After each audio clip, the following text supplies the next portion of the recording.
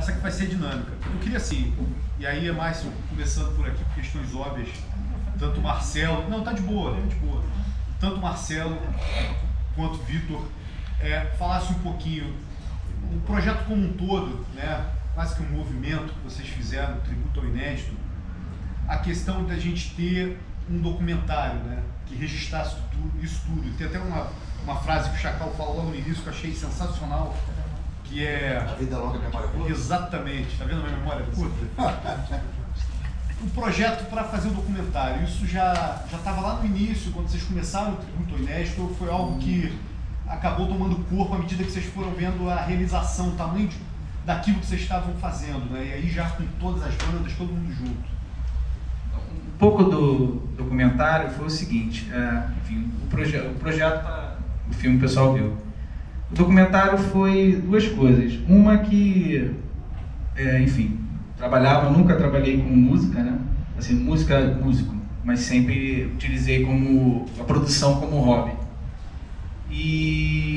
Mas já casei, tive filhos, enfim, trabalhava. E depois de 15 anos trabalhando, eu fui montar um negócio.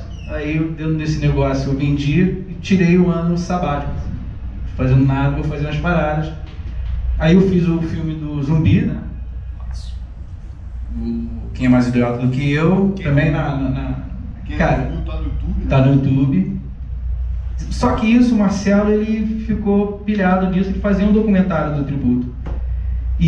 Mas meio já estava meio que passou meu período desse um ano, né? Caraca, Marcelo, cara, vamos fazer uma parada, mas eu tô meio sem saco porque do Zumbi, eu fui, entrevistei os caras, eu fiz tudo, literalmente sozinho, né? E eu não tava mais saco de fazer isso, né? Aí eu falei, pô, cara, vamos fazer de alguma forma que não precise desse trabalho todo. Aí, quando teve essa ideia de convidar as pessoas e elas mesmas filmarem, né, que foi feito. Então é um pouco mais o Marcelo, porque na verdade é o seguinte, né? Como do Zumbi, a ideia era não ter no circuito, né? Era lançar na internet. Do Zumbi foi mais ou menos assim. Eu no meio que estava meio sem saco de pegar o filme e o Marcelo está fez essa parte que por mim ele estaria só na internet. Não, na verdade, o Tupã é a memória, na verdade, o Renato. Cadê ele? Enfim, ele é que é a memória, ele fica lembrando das coisas, eu sou muito ruim para as datas e tal, e ele lembrou dos 15 anos. O que mais tinha ficado para mim desde a época é que a geração que eu também tinha feito parte antes, ela fez muita coisa, mas realizou pouca coisa, conseguiu dar sustentabilidade a pouca coisa. Então eu tinha muita vontade de contar como é que a gente conseguiu organizar durante 4 anos um empreendimento que se sustentou. Teve uma época que tinha grana numa conta bancária, né? A gente, sei lá o que a gente fez daquilo, fez alguma outra coisa, mas o fato é que a gente conseguiu dar sustentabilidade. Então eu achava muito pertinente, principalmente no momento atual, a gente poder ter estratégias de sustentabilidade, que o artista consegue se manter, consegue divulgar, consegue fazer com que a carreira possa ser um empreendimento, e você fazer disso algo que, se não dá para viver muito bem e tal, mas dá para viver, circular, seguir produzindo artisticamente. Então isso deu vontade de contar a história. Além da comemoração dos 15 anos, deu muita vontade de falar sobre isso, da gente poder seguir. E faço isso, o Vitor falando, eu fico mais ali cutucando, vamos fazer mais, vamos até o final do ano, vamos. Porque eu acho que é importante isso, a gente dar essa sustentabilidade, fazer clipe, já falamos até de fazer livro agora, começamos a falar de fazer livro. Então, e seguir trabalhando, as pessoas produzem, as pessoas têm, entre muitas atividades. Eu também não trabalho só com isso, eu trabalho com outra coisa completamente diferente. Nesse momento, na verdade, nem trabalho, nesse momento eu estou desempregado. Mas cada um segue fazendo muitas outras coisas, mas é possível manter esse viés artístico funcionando, seguindo. A internet é um canal sem fim para fazer um monte de coisa. Isso deu muita vontade de contar a história e de seguir produzindo. Acho que seguir. Acho que o tributo é um exemplo mesmo. Acho que o tributo é um exemplo de uma coisa que conseguiu se realizar. E acho que de novo a gente está fazendo a mesma coisa. Essa ideia de ter clipe, de seguir com o Melvin. O Melvin estava um mês atrás, um pouco menos do que isso, enfim, fazendo o lançamento em Brasília. E eu tive em Volta Redonda com o Chan, a gente já fez um lançamento com o pessoal que apareceu ali do Run Rock Sunday. Vamos fazer agora 16 no Rato no Rio de novo. Então, toda essa galera se reúne de novo em torno de um conjunto de ideias para seguir fazendo arte. É muito divertido isso. E aí, pegando esse gancho que você falou, e aí passando pro lado de cá, a gente tem o Melvin Ribeiro, músico, o Leonardo Panso também, que ele na verdade é jornalista, né, em paralelo. Teve uma iniciativa com uma gravadora que era a Tamborete. Segue por aí. Que ainda continua. Eu queria que você falasse um pouco, até pegando o gancho que o Marcelo falou aqui, dessa questão de business na parte prática. Tudo bem, vocês faziam um negócio realmente de forma autêntica, mas chegou um momento que você viu ali que, cara, dá pra gente aqui, ó, tem uma grana aqui, dá pra gente usar pra fazer uma outra mensagem e tal. Então assim, seguindo até o conceito, eu acho que a qualidade de cada um de vocês, dessa questão de a galera do underground acaba sempre realmente estando com a mente um pouco mais à frente, quase em tudo, e aí o nome e tal. Eu queria que você falasse um pouco, você de um tempo atrás lá, onde nem se falava em economia criativa, onde a ideia do coletivo, né, de pessoas se reunirem em prol de alguma coisa, era algo, ainda estava no início disso, era uma coisa embrionária, vocês já estavam fazendo. Fala um pouquinho, a gente ouviu aqui no documentário, mas eu queria que vocês falassem de uma forma mais ali no detalhe, em que momento surgiu a ideia de fazer esse movimento do tributo ao inédito, né, como um todo? Bom, acho que a gente precisa do microfone, né, cara? Acho que precisa. Eu comecei a Tamborete basicamente copiando tudo do Redson, do Cólera. Tudo que o Redson tinha feito era o que eu queria fazer, e acho que segue até hoje mesmo, né, tipo, 1000 anos depois da morte dele, etc. Não sei de quem ele tinha inspiração para trás, mas a minha veio dali, do SIC, que era o Centro Informativo Cólera, que ele mandava um livrinho que a gente copiou depois, um livrinho de cifras, a gente copiou no Sutiã Xiita,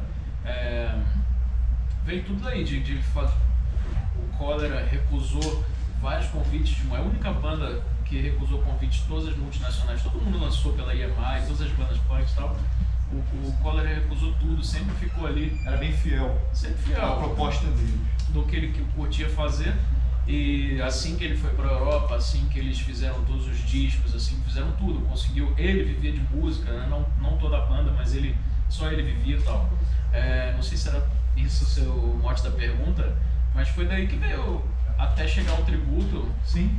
Começando, acho que antes da Tamborete já lançava umas fitas cassete malucas, assim, Lanço Records, meio egocêntrico, e vinha daí isso. Não sei muito bem como seria o pensamento de economia criativa, acho que não sou muito da teoria, não. A economia criativa, na verdade, entra no segmento que vocês começaram a se reunir, começaram a fazer shows, movimentaram uma cena numa casa onde tinha profissionais trabalhando, vocês fomentaram uma indústria fonográfica ali, de alguma forma, aquelas mensagens. E aí, Melvin, a questão da música, né? A gente está falando de uma década de 90. Se você olhar para as décadas passadas, questão de equipamentos, questão de divulgação, a questão das pessoas se falarem, já tinha ali as suas grandes dificuldades. Vocês já estavam ali nos anos 2000, né? Alguns de vocês já tinham iniciativas nos anos 90, no finalzinho ali. Como era um músico fazer música naquela época, né? A parte prática, desde ter acesso aos instrumentos, você conseguir reunir a galera, você conseguir espaço para gravar. Sim, cara, cada caso é um caso, né? Eu era um menino da Zona Sul que andava com essa galera toda, pra mim era razoavelmente mais fácil ter um instrumento bolsando, gravar e tudo mais. Assim. Eu aprendi com essa história de banda, de conhecer o Panso, começar a conhecer todo mundo, todas as outras realidades, e todo mundo foi se ajudando, né? Marcelo outro dia lembrou que o primeiro disco do Piu Piu foi com o meu baixo, nem lembrava mais disso. Mas assim, era um jeito de... E aprendi muito com o Panso essa coisa de, cara, vamos fazer... Foi eu que tirei do Rio a primeira vez, né? Sim, o Panso me tirou do Rio. Me levou pra passar frio em Santa Bárbara do Oeste, depois em Curitiba, depois no Curupira. Eu matando a aula, que era um sacrilégio. Aí o Panso chegou 17 horas de volta, virou pro banco de trás e falou: não fala comigo, se eu precisar eu falo com vocês. Virou pra frente do Rio. É possível. Não foi, aconteceu. Mas assim, cara, era uma outra época. O que eu vejo mais, obviamente tinha barreira técnica. E era muito difícil, porque o diálogo era difícil com o técnico de estúdio. Você chegava com um parâmetro de som que o cara não conseguia entender como chegar, a tecnologia não tinha chegado mais. Mas era uma fase diferente, uma coisa muito mais legal da cidade mesmo se comunicar. Tem essa história que eles falam do tributo ter unido, mas antes do tributo, a própria história de todo mundo passar pelo garagem, de estar lá, de estar conhecendo a realidade dos outros. E de repente, sei lá, eu fui do Sutiã Chita, né? O Panso morava na Vila da Penha, eu fui do Demente, a galera de Nova Iguaçu, a gente fazia shows por lá. Você circulava muito mais pela cidade. Eu era da Zona Sul e era muito mais normal um monte de amigo meu ir pra Praça Bandeira ver show, uma parada que acho que hoje não acontece mais. Mas o link, não cortando, mas tirando cortar, mas esse link é bacana, eu estava conversando com... Enfim, antes de começar. É literalmente isso, a grande diferença daquela época, dos anos 2000 e agora, a questão da economia criativa e tal, é que antigamente as pessoas, elas não tinham os mecanismos que hoje nós temos, né, que é a facilidade da internet, que isso é bacana para hoje, mas as pessoas, elas se encontravam mais, né? Acho que era mais criativo. As pessoas, elas... Eu acho que você ultrapassava o possível gap que podia ter justamente porque você estava em contato com o mundo. Justamente. Realmente, hoje, você lança uma música, você pode, um dia, dependendo sei lá, alcançar 2.000, 3.000 visualizações que você, talvez, em 10 anos no passado não conseguiria, mas eu acho que aquilo tudo é muito mais autêntico, né? Hoje em dia eu acho que a coisa é mais... enfim, são realidades diferentes, né? É mais superficial, acho que as coisas passam mais, né? E falando de disco, né? Eu sou um colecionador de CD, né? De disco eu tenho Spotify também, por exemplo, mas é uma outra realidade. Assim, realmente, quando você faz o CD, no caso do tributo não, porque era tudo sorteado, né? Mas o artista faz o CD, ele tinha aquela preocupação, né? Da ordem das músicas. Tanto que tem várias bandas, por exemplo, o Tool, né? Ele não quer usar o Spotify porque ele não quer que as pessoas escutem as músicas isoladas. Ele quer escutar numa ordem que eles fizeram aquilo numa ordem. E, enfim, tem a possibilidade de ele botar lá 50 minutos numa música só, né? Mas tem isso, e hoje realmente, claro, é uma nova geração, a galera não tem esse pensamento nosso lá, né? Entendeu? A gente tem isso, né? A gente até vai falar um pouco mais à frente sobre esse ponto aí, que eu acho que dá pra gente conversar até horas. Estender mais, né? Agora, Yuri Chamusca, você aqui representando o Lápis Sônica, esse espaço incrível e as atividades que você vai falar um pouquinho depois, o que vocês estão aprontando, mas você falou que você estava meio que envolvido aí também nessa época, né? Na Disco 2, não foi? Um pouco antes aqui, no backstage. Na verdade, assim, O que você estava fazendo? Quando... Boa noite para todo mundo. Primeiro eu queria dizer que fico muito feliz de ter bastante gente aqui para ter assistido o filme. Enfim, são eventos como esse que a gente sempre quer fazer também aqui, para as pessoas entenderem que não só existe o estúdio, mas tem outras coisas aqui no Lab, entendeu? Bom, então, quando o Alessandro falou comigo para eu participar, eu até falei assim, caramba, é uma galera que eu sempre escutei os nomes, principalmente Pancio, Melvin, assim. Eu sou da Zona Norte do Rio de Janeiro, eu sou criado, morei em Cascadura, sou criado em Engenho Novo, moro hoje no Meia. E assim, na verdade, nesses anos 2000, a minha participação, meu envolvimento com o tributo foi mesmo de público. Na verdade, assim, as primeiras... Era muito incomum, onde eu morava, eu conseguir sair para espaços que tinham um tipo de som que eu gostava. Então eu não acho isso ruim, eu acho que isso fez bem para minha formação musical. Eu tive que ir acompanhar meus amigos a baile funk, baile de favela mesmo, Árvore Seca. Mas não era o que eu escutava em casa, eu não escutava funk em casa. Mesmo funk antigo, eu escutava com meus amigos quando eu ia para esses lugares que era onde todo mundo saía. Quando começou a ter movimentos como esse, o Tributo à Inédita, foi o primeiro momento em que eu tive um espaço que, cara, agora eu tenho um lugar para ir, onde é o tipo de música que eu gosto de ouvir, e com bandas que são novas, assim, que para mim era um diferencial, porque a gente escutava, eu assistia muito MTV, né, banda gringa, e assim, tinha Raimundos e tal, mas assim, eu não tinha noção, talvez por essa falta da tecnologia da internet, que existia um universo de bandas no Rio de Janeiro, que já tinha tido outros movimentos. Eu acho que eu comecei a ter essa noção. Teve também outros eventos também, por exemplo, eu lembro do Tudebal, que acontecia no Sesc Tijuca, que foi também uma coisa que eu participei bastante como público, mas eu comecei a ter muito contato com o tributo a partir do 2. Foi a primeira vez que eu vi esse disco. Tinha uma loja no Meia que chama, não sei se alguém conhece, Outside, exatamente. Existe até Eduardo, existe até hoje Outside. Fiquei muito amigo do Eduardo, porque na época eu estudava eu estudava perto ali da Outside, então meu passatempo era ir para Outside e ficar conversando com o Eduardo ouvindo música, assim. Então eu ficava muito na Outside com ele, e pegava os livros que tinham lá, que às vezes ele vendia livro, então a gente ficou muito próximo.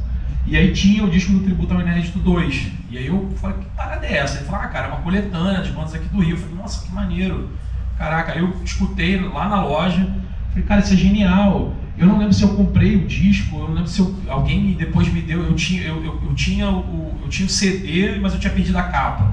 Porque aí começou nessa época de botar CD em aquele suporte, né? Então eu acabei perdendo a capa. Então assim, na verdade, o contato mesmo, e foi fundamental até porque na época eu comecei a ter banda no colégio, e olhar esse movimento também me instigou a ir para esse lado também de tentar montar banda. E aí tinha uma galera que eu até comentei com eles, que era o pessoal da Surf Shop Ted, que é o pessoal da Rock Ted, que eu comecei, por um acaso, o Eric, que era o baterista da Surf Shop Ted na época, a minha mãe cantava na noite com banda de baile, e o pai dele, o tio dele era tecladista da banda da minha mãe. Eu encontrei o Eric num show no Casarão Amarelo, assim, eu falei, caraca, velho. E assim, então assim, na verdade, o tributo, e quando eu vi o filme, quando eu pedi, pô, Alessandro, passa pra eu ver o filme, que eu acho legal já ter assistido também pra chegar e poder contribuir um pouco mais, né? Então eu vi na tela, né, materializado, assim, um circuito que eu comecei a ter uma noção quando era moleque, e eu pude ver a cara das pessoas, assim, né? Algumas eu já sabia como é que era a fisionomia, mas de outros que estavam por trás E eu, como sou produtor cultural de formação, fiz IFRJ, né? Infelizmente uma instituição que esse governo está querendo destruir, mas enfim, para mim é muito importante ver esse backstage também, entendeu? Entender as pessoas que se organizaram. A York também, eu tenho um lado muito de ligação, ia muito a York, por ser da Zona Norte. Na época, de repente, vocês estavam lá comendo pizza, discutindo sobre isso, eu estava com meus amigos de colegial, de repente no mesmo dia, entendeu? Então acho que você falou eu falei pra caramba, enfim, mas eu acho que a minha relação com o tributo é essa, de público. Eu não cheguei aí, eu fui à Festa Lounge, mas não fui no dia do tributo, mas assim, foi muito mais. Eu cheguei no tributo no Baú 1, que eu falei, que acho que foi no do 2, teve show no Baú 1, que era uma casa maravilhosa. Lembro do Ruído Noise Festival, enfim, Maitá pra Peixe, assim, era uma época, assim, esse lance de ser saudosista é muito legal, assim, é óbvio que tem muita coisa fazendo, muita coisa rolando, mas às vezes também é bom você ser saudosista, é ruim e bom, né? Eu fico muito dividido de ser saudosista, mas a minha relação com o tributo era essa mesmo, de público mesmo, de estar observando esse circuito, e isso foi muito importante para minha formação, com certeza, assim, enquanto músico que tentei ser, enquanto produtor cultural, por entender que sim, as pessoas se organizam e fazem muita coisa acontecer com essa organização. Sim, esse eu acho que é um ponto interessante, né, gente? Que é o que eu insisto em ressaltar, sabe? É claro que quem participou tem uma memória para aquilo, né? E aí você tem uma febre, eventualmente vem essa ideia de que talvez naquele momento tenha sido melhor, mais legal, não sei o quê. Mas o que eu acho que é importante a gente ressaltar é que foi possível a gente, de uma forma cooperativa, e isso é extremamente raro hoje em dia. Difícil. Isso sempre foi muito difícil, e cada vez mais está mais complicado, uma lógica de individualização, uma lógica de cada um investir. Porque isso, da internet você grava em casa, você não precisa nem ter músicos para gravar, você faz tudo em casa sem o mínimo possível de interação e dispara isso para o mundo inteiro, né, na internet. E eu acho que é interessante a gente, o prisma pelo qual insiste em olhar para o tributo, não é nem nessa, porque é absolutamente diferente, não é comparável o que eu estou com 48 anos, eu olhava Tem uns que estão pintando cabelo aí e tal, que ficam tirando uma onda de gatinho, mas é isso. A gente compra. Porque você comprava. Já contou pra você pintar de cabelo, pô? Você comprava comprava o disco para ver onde foi gravado, quem gravou. Quer dizer, isso não funciona mais para quem está ouvindo música hoje. Mas você ouve muita música hoje. Sim. Muita música, em tudo quanto é lugar. Você tem no celular, você grava-se muito mais música hoje, é muito mais fácil. Então, eu tendo a acreditar que hoje é mais interessante, porque tem maior pluralidade de coisas, tem uma maior chance, o que não significa que isso se concretize, né? Por isso que eu acho que o tributo é uma história legal de ser contada, porque ali em algum momento a gente conseguiu congelar uma certa forma de fazer, um certo espírito do tempo, assim, de vamos fazer isso aqui junto, é essa galera, é essa rapaziada que tá aqui, e vamos tocar esse bar. Marcelo, mas só uma coisa que eu tava notando, enfim, já assisti o documentário 3 vezes, né? Sempre onde eu passo. Breve você vai decorar as o próximo é comigo dublando. Mas as pessoas têm muito, todo mundo que fala do documentário pensa muito essa história do CD e do registro.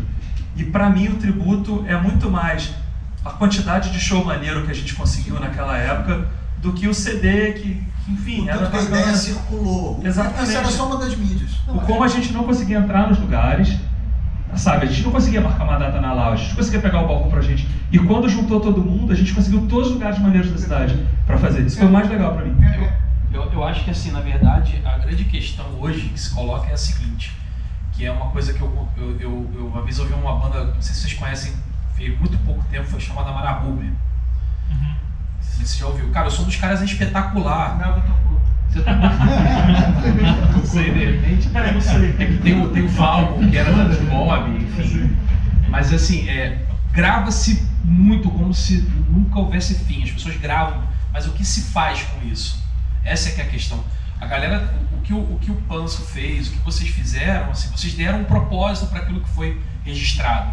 Isso é que para mim é o maior valor. Porque não adianta você gravar uma penca de coisa e isso ficar guardado no seu HD e meia dúzia, mas 11 milhões de pessoas viram, cara, mas isso daí? Tá, mas qual a relevância? O que isso real, efetivo? Acho que tudo hoje é muito não é efêmera a palavra, mas é tudo muito volátil. As coisas tem 11 milhões de views, mas cara, e aí, o que foi feito com isso? O que isso gerou de movimentação com as pessoas? Talvez você não deu o passo seguinte, né? Grava-se como nunca, mas o que se faz com esse material que é gravado? Essa é que é a questão, entendeu? Eu acho que o primeiro tributo, a gente pegou o último momento que o CD valia muito ainda. Acho que todo mundo que foi naquela loud tava no domingo ouvindo o disco quase inteiros. Isso pra mim é das maiores vitórias também. Que era uma galera que talvez não fosse ligada. Não tinha outra opção, né? Exatamente. Hoje como é que faria esse projeto com o CD? Não teria, tipo assim, você vai entrar hoje na festa e você vai estar disponível uma playlist no Spotify. Já não rola do mesmo jeito. Eu tenho certeza que muita gente saiu de lá ouvindo no carro, ou ouviu no dia seguinte para lembrar do show. Então acho que o efeito que se conseguiu ali quase não dá para reproduzir hoje em dia. Sabe? Agora, não quero te cortar. Hoje em dia, eu vou até perguntar, você não vou falar de pessoas e enfim de governo nem nada, mas hoje o tributo é inédito. A galera de hoje um pouco que eu conversei contigo ali, está acontecendo coisas que realmente não chegam a mim porque eu não estou buscando isso. Mas projetos como o tributo é inédito, hoje, num atual governo que não tem cultura, né? E tudo que é cultural, eles botam para o lado. Hoje, mais do que nunca, a gente precisa de vários tributos, de várias pessoas falando, de várias pessoas se unindo para dizer eu tô aqui, independente de CD, mas é para a rua mesmo. A internet, a gente vai ver um monte de babacas ali falando merda no sendo dali. Por isso que a comparação, né, dos anos 90, 80 e início dos anos 2000 é justamente isso. A gente foi para a rua e fez. As pessoas hoje querem ficar na internet falando, fazendo protesto, caramba. Então assim, o protesto não é você pegar a bandeira do Brasil ou a camisa vermelha e ir para a rua. É uma forma de protesto. A gente tem que usar isso como uma forma de protesto. Isso eu vejo hoje, que o tributo ao inédito, ele poderia estar fazendo isso hoje, nesse momento. É uma forma de protesto que a gente está vendo o que está acontecendo, cara. Entendeu? Então, o comparativo do ontem com hoje, eu acho que se isso servir alguma coisa, eu acho que essa é a ideia para hoje. O que eu ia falar antes era, pegando até o gancho do show da Lounge, né, da questão que você disse, o caixa, que você viu que realmente estava ali, mas eu confesso que não ficou muito claro em que momento que vocês perceberam, cara, esse movimento aqui tem um potencial incrível. Foi na prensagem que vocês venderam logo na sequência? Foi esse show? Em que momento dessa jornada de vocês que vocês perceberam, cara, o tributo inédito, esse negócio vai dar liga? Outra coisa. Foi na pizza já. Não era? A gente já tinha. A gente já sabia, porque a história é meio essa mesmo. O Flock fala isso ali. A galera do primeiro tributo não é uma galera que está começando. Era uma galera que já tinha tido outras bandas. A gente já tinha tido um espaço bacana com as outras bandas e estava buscando isso de novo. Então a gente sabia o potencial mais ou menos, sabia onde chegar. Acho que, pra mim, pelo menos foi isso. A vitória foi assentada nos lugares de show. Pra mim, sucesso já é. Sucesso do projeto, é isso. Acho que foram muitos momentos, na verdade. Quando você vai percebendo que isso que o Melvin tocou antes, da questão da gente conseguir ocupar os espaços, que tem a ver com essa ocupação política mesmo, né? De você estar ali e dar a cara e expor para que também uma coisa que foi comentada ali, você colocava para outras pessoas, você não sabia exatamente quem é que foi ver aquilo ali. Você foi ver Jason, Zumbi do Mato, Mandril, o que foi, o que ele foi assistir? E você está tocando para aquelas pessoas, né? Então tem um pouco dessa ideia de, acho que talvez no segundo, para mim, se eu tivesse que localizar, estou pensando agora, tudo em retrospectiva, tá? Se eu tivesse que pensar agora, a hora que a gente faz a virada, que isso ganha a sustentabilidade, inclusive econômica, que não dependia só. Porque tem uma coisa que a gente estava conversando depois que a gente esqueceu. 2 prensagens foram bancadas pela pizzaria. A pizzaria como que a gente esqueceu. Não, é isso. A gente ia lá, conversava. Quando eu assisti o filme a primeira vez, eu falei, faltou mencionar o dono da pizzaria, porque o ponto zero foi ele ter... Exatamente. Porque acabou a gente não entrando na questão estrutural mesmo, assim, de financeira. E assim, esse foi o meu papel. Teoricamente, assim, dentro dessa engrenagem, eu estava ali, não era músico, era o cara que organizava. Eu não lembro se as bandas que estavam ali, pelo menos não lembro se tinha uma pessoa daquelas bandas que eu era pro Zumbi, por exemplo. Então, assim, tem esse lance que eu era o cara mais administrativo. Então, acho que quando a gente fez o troço, a gente nem não colocou, né? O primeiro que foi roubado, a fábrica ressarciu você? Sim. Não, ele fez a outra prensagem. Ele fez a outra. Então, acho que esse ponto que o Vitor tocou, né? Assim, são vários pontos. Assim, essa ideia de conseguir reunir tanta gente na pizzaria, a ideia da pizzaria, ver aquilo ali, porque antes da gente ter lançado o CD, já tinham saído 2 matérias sobre o rodízio. Sobre a galera estar lá. Então, ele ter bancado, a pizzaria ter ajudado a bancar, isso ter sustentabilidade com show, a gente acessar lugares que a gente não acessaria individualmente. Agora, esse viés que o Vitor deu, eu acho que é bem legal, assim, porque hoje, inclusive, não só o viés cultural ele não é incentivado, como ele é muito fortemente tido como algo ameaçador, né? Para além de você não fomentar, é visto hoje como algo ameaçador. Então, essa possibilidade de a gente poder ter estado nos lugares, né, poder ocupar os lugares que a gente não estaria, era uma dimensão importante da gente sublinhar. Se hoje em dia professor e estudante é taxado como viado maconheiro, imagine músico. Entendeu? Então, assim, é surreal. Mas voltando a essa questão, que a gente também não tocou muito ali, né, de verdade, que naquela época, os meios de comunicação, a gente nunca ficou refém da grande sim. Se você pegar, né, principalmente rádio. Mas os nossos nichos, assim, dentro que a gente podia ali, enfim, frequentar, a gente era muito bem recebido. Sempre teve espaço. O Rifazine, o caderno B do JB, tinha o Ronca Ronca, Maurício Valadares, Rock Press. Então, assim, toda essa mídia, toda essa mídia, a gente, cara, para todo mundo. Então, assim, foi realmente desde os anos 90. E hoje, justamente isso. Hoje, o que você tem? Você tem a internet, você vai conhecer na internet, né? Você não conhece o cara. Tu envia para ele, como ele falou, pro zap, o cara vai e bota, mas não tem o cara, sei lá, não vai nem a show. Mas esses caras iam ao show. Eu lembro que uma vez eu fui na casa da menina que ela falou do prédio, ela morava aqui na Zona Sul, a Cláudia. Entendeu? Tinha que ter contato, para você deixar a coisa, você tinha que estar com a pessoa. Entendeu? Não existia Sedex, nem Sedex, né? Então esse lance do contato que era o mais bacana, né? Que eu acho que hoje a forma de contato... Falando da forma de contato das casas de show, se você olhar um pouco para trás, a gente falou aqui da Fluminense FM, eu particularmente trabalhei na Fluminense, como alguns já sabem, eu gosto sempre de bater nessa tecla. Você olhando como é que era o mercado, né?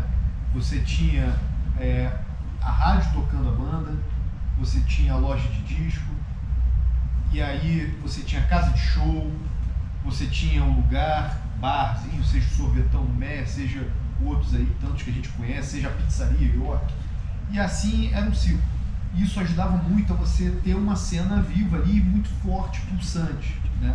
Isso a gente está falando dos anos 80, anos 90, o início, realmente rolava isso, mas esse negócio foi se perdendo ao longo dos anos se passando. Na época que vocês estavam aqui produzindo isso tudo, fazendo isso, a gente está falando aí já no início dos anos 2000, talvez ali finalzinho do ano 90, já tinha a concepção inicial. Vocês sentiam que tinha isso também? Ainda tinha esse ciclo formado ou não? Era muito precário alguma parte?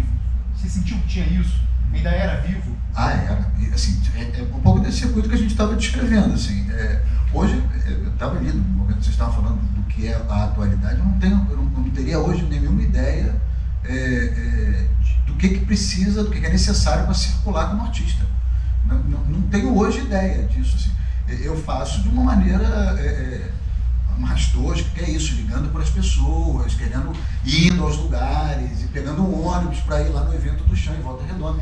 É um pouco aí no mundo que eu reconheço de uma certa forma. E naquele momento era isso, a gente era acolhido, todo esse circuito, ele era vivo. Acho que a única exceção a isso era o rádio, que a gente não tinha acesso a uma hora, um momento. Tinha programa específico, né? Tinha a TV Vanguarda, as meninas, tinha o Ronca Ronca, tinha uma. O Real Radio era dessa época? Tinha da Fluminense, era do Tom Leão, mas eu acho que era um pouco antes, né? Um pouco antes. Assim. Eu lembro que você não tinha na programação. Tinha uma vez do Brasil. Tinha na programação, mas realmente era salpicado era um restante ou um programa específico. Eu lembro que na Fluminense tocava, o Lila ia direto lá. O Jimmy James lá chegou a tocar. Jimmy James. Rolava lá um grave, a gente estava conversando um pouquinho antes, o Equilíbrio ao Caos estava rolando. Eu nunca fui tinha essa lá não podia ir de calça comprida. Engraçado que hoje aqui, eu vi o Panso entrando, eu falei, cara, será que vai ter problema de calça aqui? Eu me lembrei da Fluminense na hora. Não, a Fluminense era caótico, porque às vezes a gente recebia gente até de fora, de gravadora, sei lá o que, vocês, e ficava pegando calça que tava lá, do funcionário que mexia na máquina. Então o cara subia com uma calça cheia de graxa. Mas senão ele não subia. A Fluminense era bacana que tinha aquele programa à noite, de madrugada, acho que começava meia-noite, que era de metal. Acho que todos. Não era guitarra, era rádio. Isso. Cara, todos os shows no Imperador eu ganhei de lá, cara. Ganhei de graça lá. Porque era o seguinte, se reunia na casa de um colega meu e a gente ligava pra lá. E, cara, eu acho que quase ninguém tava ligando, eu acho que já era na primeira, quando ele já tava em declínio, né? Quando ele saiu. Aí todo mundo ligava, eu ligava, falava meu nome, meu irmão ligava, falava meu nome. 94, 93, por aí. Aí todo mundo falava meu nome. Aí a gente ligava junto com ele, eu falava o nome de quem? Pô, falava o nome do teu pai. Aí no final do programa, ele ia, falava o nome de todo mundo. Aí falava aí, Arlindo, aí era o pai do cara que tava dormindo já, que era de madrugada. Aí você eu via Anthrax, via Pantera, tudo com a Fluminense bacana. O problema era lá em Niterói pegar, né? Naquela época. Mas acho que era isso, era algo que ainda era reconhecível, né? Você sabia onde ir, né? Acho que essa coisa da pluralidade de lugares, que na verdade encana tudo, né? Fica tudo no funil da internet, né? que é um mundo e ao mesmo tempo é um único espaço, né? Eu imagino que hoje deva dar uma certa confusão. Por isso, também sempre falando em retrospectiva, provavelmente esse é um dos motivos pelo qual eu resisto tanto de botar o documentário na internet, para que a gente possa ver, conversar, se ver, trocar essas ideias e falar sobre isso. Porque acho que isso, tem uma ideia de reconhecimento nisso. Acho que é para além do saudosismo, sabe? É um certo processo identitário com esse momento onde as pessoas se encontravam, porque é um exercício da diversidade, entendeu? É mais fácil você ficar na internet ou no Zap mandando ou rompendo com o grupo da família, ou eu saio do grupo, eu entro no grupo e tal. Você tá na rua, tá fazendo essa disputa. Interagindo. Você faz uma disputa no corpo a corpo, né? Você tem que suportar as pessoas de alguma forma, né? De alguma maneira. Vamos abrir uma pergunta para vocês. Quem quer fazer uma pergunta aqui para a galera? Vamos lá. Eu queria, na verdade, o seguinte, aproveitar... Pode ser para todos, para um específico. Eu queria aproveitar que o Marcelo Pedro não mora mais com a gente, tá longe. Mas eu vejo sim. Tem que ser sobre um tributo, pode ser sobre outra coisa. Pode ser sobre o que você quiser. Estamos reunidos aqui. Você é músico? Qual o seu nome? Caio. Caio.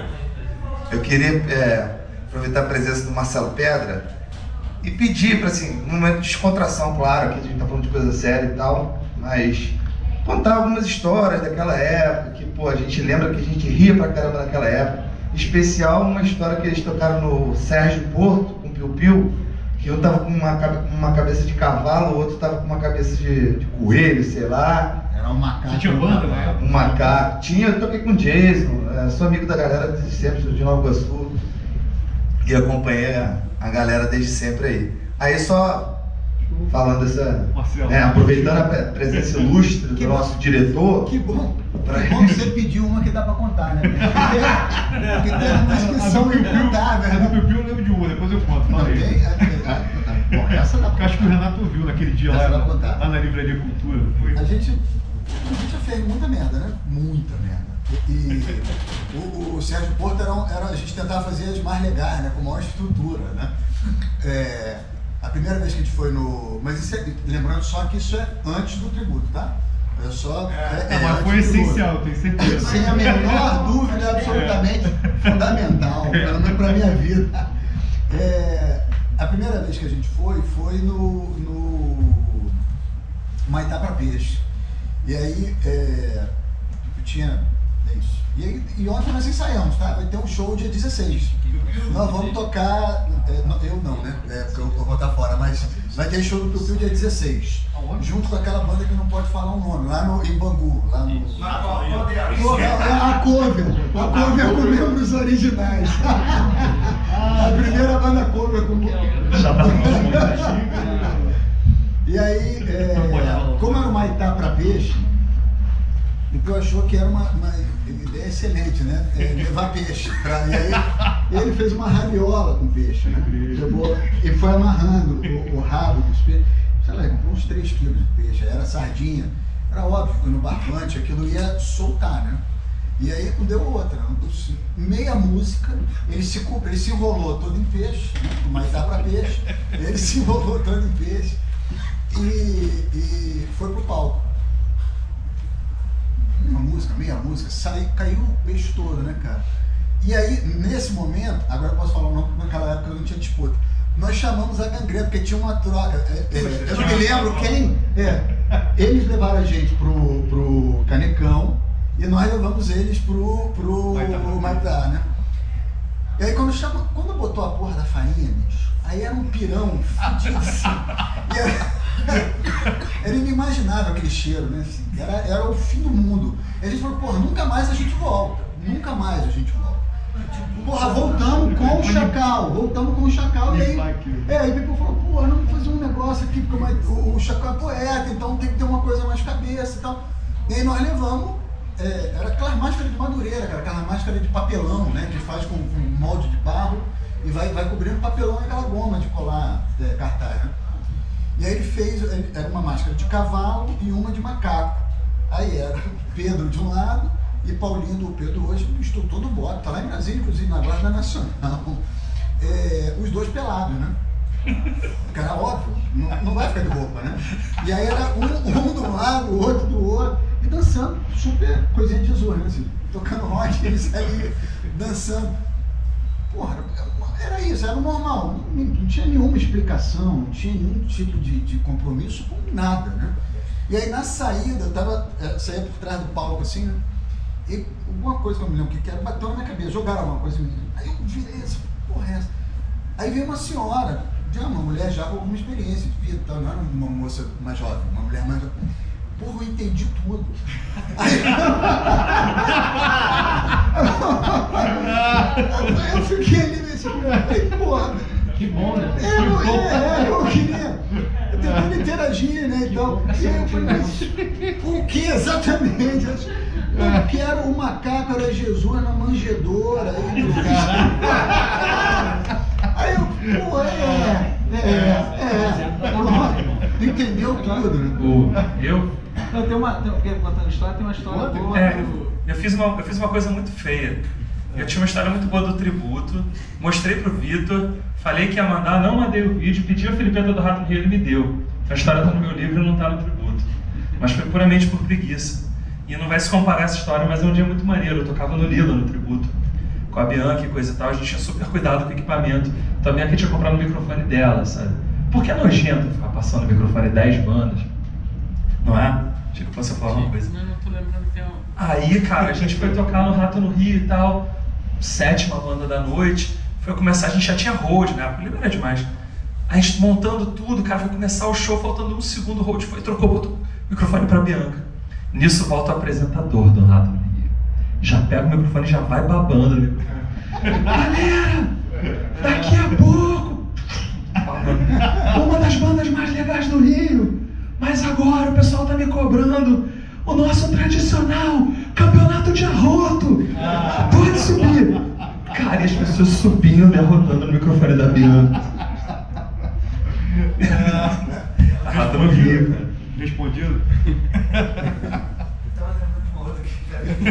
Eu lembro do Sérgio Porto uma vez, eu nunca tinha tocado no Sérgio Porto, queria muito tocar.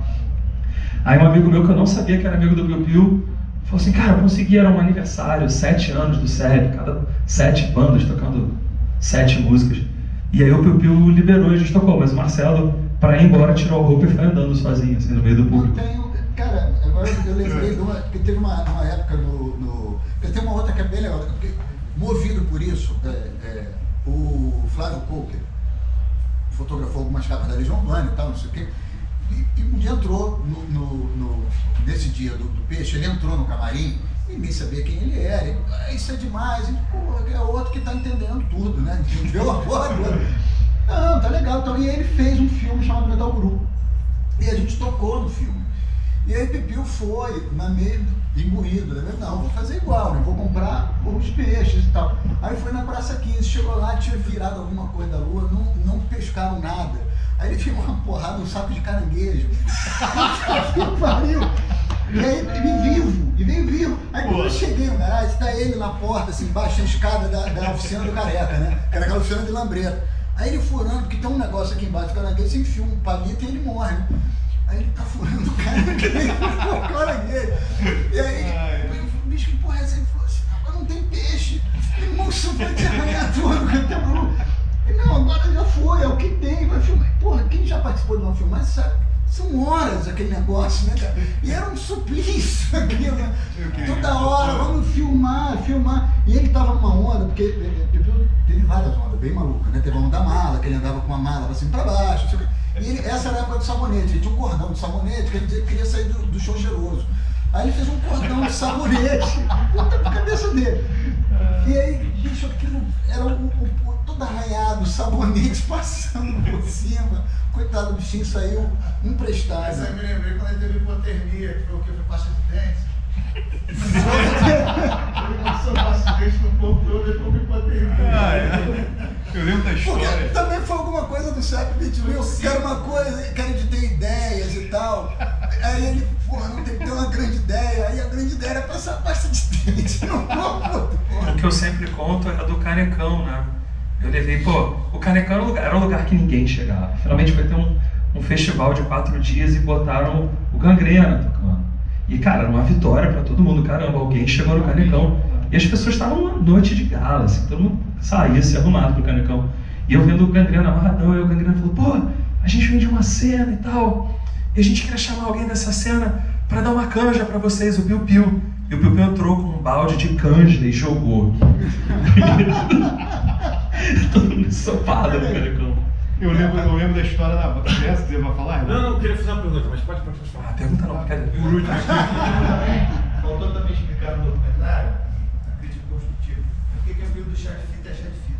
Eu não sei. É verdade. ele fazia o chá. Ele faz chá, Ele faz Você desfaz a fita cassete, a bebe aquilo da onda. É verdade, tem um documentário sobre a Casa do Chá. Você desfaz a fita cassete, bebe aquilo da onda. A do Piu Piu, eu Se não lembro. dá onda, dá câncer. Né? Só metal pesado, né? O Renato deve lembrar, era no Cine Vitória, o Piu Piu tocou até com um negócio, parecia que estava um defunto. Só para terminar essa história, Foi lá foi a Ressurreição, foi o show, o lançamento do livro do Ricardo Alexandre, Livraria da Cultura, que ele foi. Eu não lembro exatamente o que era. Não, a gente roubou no cemitério as coroas de flores. Teve uma reunião 2 dias antes do show, a gente teve um ensaio, né? Depois a gente foi almoçar. E aí saímos do restaurante e falamos, pô, vamos passar em frente ao cemitério de Inhaúma para perguntar quanto custa a coroa de flores. Passamos, era tipo R$300. E estávamos no carro, eu, o Marcelo, o Piu Piu, o irmão do Marcelo e o Jorge, que é baterista policial e tal. E aí, na hora, pô, vamos entrar no cemitério. Eu de carro, entramos no cemitério, conseguimos entrar no cemitério de Inhaúma com o carro, começamos a andar pelas vias do cemitério, roubando coroas de flores. Resultado, eu vendi um carro uma semana depois porque eu não queria mais dirigir um carro sozinho, né, cara? Eu fiquei pensando, nossa, porra! Eu na linha amarela, caralho, deve ter alguém aqui atrás, né? Alguma energia. Vendi um carro na semana seguinte.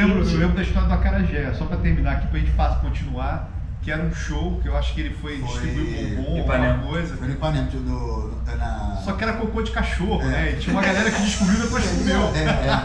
Você sabe que era jogo bom, sei lá. Não, era isso mesmo. Era Acarajé, ele foi de Baiana. Ele foi de Baiana. Não, e era aqueles dias horrorosos, que era Piu Piu e Gangrena junto. Que era a festa do André X, do Dado e tal. Agora eu queria fazer uma pergunta pro Marcelo e pro Panso, porque antes mesmo do tributo ter ido ao Rato no Rio, teve uma apresentação do Mandril, já no Rato no Rio, que o Piu Piu ainda, no final dele, do Mandril, ele ainda bebia mijo. E aí eu lembro bem, você deve lembrar disso também, que nesse caso, isso a gente deve estar falando de 2001, um ano talvez antes do tributo, que o Piu Piu foi beber mijo e o segurança foi lá e tirou ele do palco. Olha, isso aqui não é lugar para você fazer isso. E no tributo ao inédito, já teve uma mudança de postura de músicos que vocês, do Piu Piu e sua banda, o Leonardo do Sutiã, o pessoal do Poindex, teve essa mudança, teve essa virada de chave, né? O segundo trabalho de vocês. Em que momento vocês perceberam que precisavam fazer essa virada? Que não dava mais para tocar aquelas músicas que vocês tocavam? Que é isso, que podia acontecer de você estar lá num show do meu Mandril, mas aí tocava Beba Mijo, chegava com segurança e tirava do palco. Que aconteceu com o Piu Piu no Rato no Rio. Ele foi tirado do palco, o show acabou, porque ele foi beber mijo. E falaram, olha, aqui tem meninas, aqui você não pode fazer isso. Então eu queria saber de vocês, qual o momento que vocês sentiram a necessidade de fazer essa virada de chave e montar uma outra banda com a nova proposta? Quando eu consegui me livrar de quem estava atrasando minha vida, né? Tinha bastante gente, na verdade. Muito gosto, né? Tem uma galera ainda aí flutuando, fazendo peso no mundo. Mas era uma galera que estava atrasando minha vida mesmo. Eu falei outro dia numa entrevista lá do Agora no Sul e tal, que de 97 para trás, não foi uma ideia assim, de um conceito daqui para ali, mas era isso de ter se juntado com o Vital, Flock e o Rafael, e de quem estava interessado realmente em se arriscar. O ponto era se arriscar, sabe? Então, tanto que o que a gente fez em pouquíssimo tempo é tipo o triplo do que a gente fez em X anos para trás. Tinha um cara que não podia ir no ensaio, tinha um cara que virou a noite cheirando, não vai no ensaio. Mil negócios. Então, pra pra mim era isso, era se livrar de quem tava me prendendo, me atrapalhando a vida mesmo. Então, a partir de 97, e você pode ver que são 22 anos depois, a gente continua tocando, continua fazendo tudo, e quem ficou para trás, né? Então foi isso, foi ter se livrado, pra mim era isso, tinha muito peso morto em volta. E eu queria falar também que quando o rapaz dali do filme fala que a vida dele mudou, que ele ficou lá no Ceará, eu queria falar que a banda, que ele não cita o nome, é o Jason, quem levou ele fui eu, e se mudou alguma coisa fui eu também. Só não botou crédito. E que ele ainda ficou... Não, ele não falou de propósito, porque mas ele deixa ele lá no Ceará. Essa galera que prende. Ele foi hospedado na casa de um amigo nosso. Aí vamos embora queimar o filme, fazendo nada. Ele ficou hospedado e o cara Criou. muito educado, não teve coragem de expulsar ele. O cara morou. Morou, o Jason voltou nova turnê, né? É quase isso.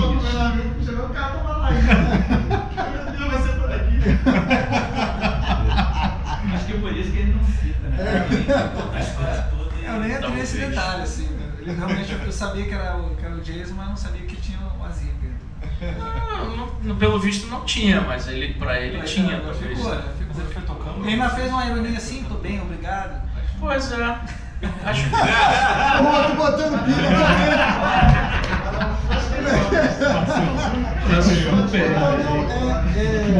Super bem, fazendo violão voz na night. Na verdade, não teve uma coisa não teve um momento onde fez uma virada de não. Também estou olhando agora, estou pegando a partir dessa pergunta, tá? Era isso, a vida tinha mudado, a gente estava interessado em fazer outras coisas. Mas agora que você tocou num assunto que na época nos chocou muito, e volto a falar do momento atual. Momento do que a gente experimenta, né? Enquanto sociedade, enquanto tá junto, enquanto o que Essa proibição o que foi na vale? Fundação Progresso? Não, foi no Rato no Rio, em Bangu. Mas não teve com uma escola de samba na função? Que você também não deixaram ele beber? Não, lá rolou. Que foi o do Fundação, que foi a volta da Fundação com o Chacal. Mas enfim, é isso, já naquele momento, né, já tinha esse tipo de situação. Eu não vou poder estar, mas nem não vou estar porque não quero ver, adoraria ver, e vou estar em algum outro momento com eles. Mas faz pensar como é que isso vai ser hoje, né? Não é exatamente a tua pergunta, para responder a tua pergunta a vida mudou, não tinha uma coisa de agora a gente precisa fazer uma outra coisa, simplesmente era outra pessoa, eu era outra pessoa.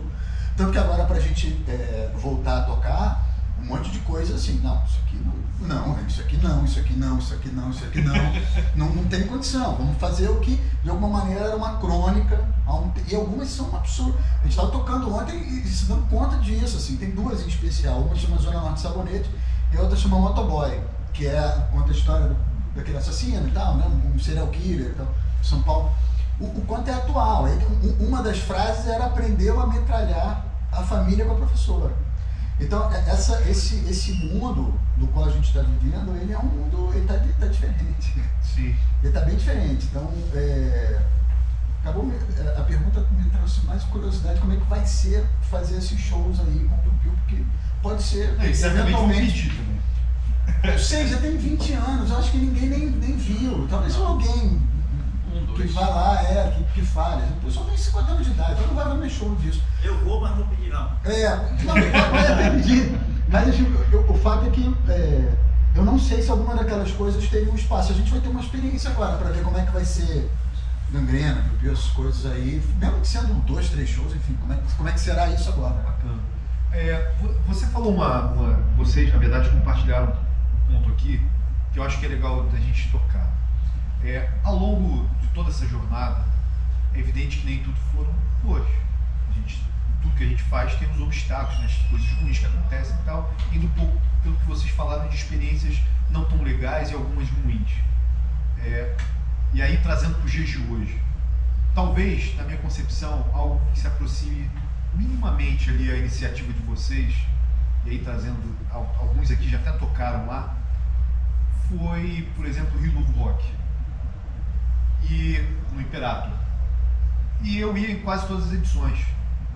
E eu lembro que eu sempre, quando vou a esses locais, a orelha aberta para ouvir, entender o que está acontecendo ali e tal. E eu comecei a reparar que sempre tinha comentários do próprio público, alguns de banda e tal. Ah, isso aqui é panela, as bandas aqui tem que estar no esquema, não sei o quê. As próprias, uma é amiga da outra que está ali tocando e tal. Então, tinha essa crítica. E aí, voltando para a época de vocês, apesar de ter bandas de tudo quanto era locais do Rio, tinha Zona Sul, Zona Oeste e tal, eu entendo que vocês também estavam abertos para quem quisesse somar ao projeto, chegava junto, né? E eu entendo que o projeto de vocês era isso, cara. Para você participar era quem estava de fato chegando, querendo aparecer ali no sentido de ajudar, de somar o projeto e tal. E são esses nomes que vão aparecer no final, que foi quem movimentou e quem fez aquilo. A pergunta: vocês, naquela época, vocês ouviam esse questionamento? Pô, para entrar no tributo inédito, panela, não sei o quê, aquela mesma turminha. Vocês sentiam isso também? Então, assim, porque o tributo tinha isso, sempre teve. Só que assim, o tributo, ele foi um projeto, não foi um projeto como um evento, eu vou fazer esse evento e que esse evento vai se prosperar, né? Um produtor faz o evento e agrega bandas. Cada um que estava na banda tinha os seus interesses naquilo ali, né? Individuais também. De utilizar o projeto, se uniu e fez. Quando você vinha essa, enfim, panela, etc e tal, assim, a pessoa não fez nada para se juntar, por exemplo, só criticar. Aí fica aquele lance que a gente fala, fica fácil. Agora, mas assim, isso a gente sempre escutou, assim, eu pelo menos sempre escutei, meio que não diretamente, mas indiretamente. Porque até mesmo se você pegar uma sequência dos outros, as coisas iam acontecendo, nada foi programado, né? Assim, as bandas que acabou sendo bandas coligadas, assim, né? Mas chegaram outras bandas que não tinham nosso ciclo. E o interessante é que as bandas, fazendo uma crítica, que não era do ciclo, pelo contrário, elas mais utilizaram o tributo naquele momento do que fizeram algo para vamos agregar. Ou seja, porque eu sempre falo, acho que nem no tributo, a gente falou entre nós dois, a gente não entrou no documentário, que a grande verdade é que o tributo não era para ser maior que as bandas, entendeu? Ali era para mostrar aquelas bandas que estão ali. Chegou um momento que, literalmente, quando passou e quando aquela galera embrionária que surgiu, que não foi uma ideia minha, né? O filme mostra isso, não foi uma ideia do Panso, não foi um conjunto de ideias, e as pessoas ali eles se uniram e vamos fazer isso, entendeu? Quando veio as bandas que teoricamente não pegaram isso, ou não era do início, começou a cair. Porque literalmente chegou um momento que aconteceu isso. O evento, o tributo era um evento. Vai ser o momento que eu posso aparecer no jornal, que eu vou ter um CD, que eu vou ter... Então utilizou daquele artifício, né? E, enfim, mas a gente sempre escutou assim, que não entrava. Entrei, só aquela panelinha ali, não sei o quê, papapá. A gente escutava assim. Não sei se alguém... Não, é isso. Quer falar alguma coisa? Cara, você poderia fazer tem que ser amigo, tem que ser amigo, porque eu só faço coisa com amigos. Com inimigo, deixa lá em Fortaleza, deixa inimigo.